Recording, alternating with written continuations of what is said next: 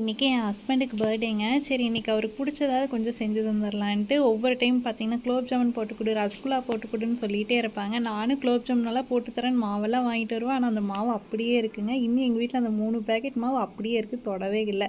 சரி ரசகுல்லாவாவது ரெடி பண்ணலான்னு ரெடி பண்ணேன். ஃபஸ்ட் டைம் ரெடி பண்ணுறப்ப அப்படியே ரப்பர் மாதிரி ஆயிடுச்சுங்க. ஆனால் இந்த டைம் நல்லா ஜூஸியாக ஸ்பாஞ்சாட் இருந்து சூப்பராக வந்துருச்சு. ஒரு சர்ப்ரைசிங்காக கேக்கும் ரெடி பண்ணிடலான்ட்டு சாக்லேட் கேக் ரெடி பண்ணினேன். நான் வந்து அது பேக் ஆகிறதுக்குள்ளே எனக்கு மனசு பார்த்திங்கன்னா பட நடிச்சுட்டு இருந்தது, வருமா வராதான்ட்டு. ஆனால் பார்த்தீங்கன்னா சூப்பராக கத்தியிலோட்டம் நல்லா ப்ளஃபியாக வந்துருந்ததுங்க.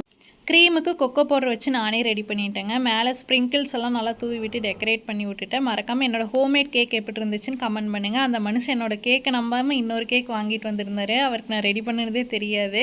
அதனால் 2 கேக்கு நல்லா கட் பண்ணி முடிச்சுட்டு, அம்மா ஊரில் பார்த்திங்கன்னா நாளைக்கு கும்பாபிஷேகம், அதனால் நைட்டே போய் சாமி கும்பிட்டு வந்துடலான்னு கிளம்பியாச்சுங்க. சாமியெல்லாம் கும்பிட்டு நிலன்குட்டிக்கு பலூன் வாங்கிட்டு ரிட்டன் வந்தாச்சு. உங்களுக்கு பிடிச்சுன்னா லைக் பண்ணி சப்ஸ்கிரைப் பண்ணிடுங்க.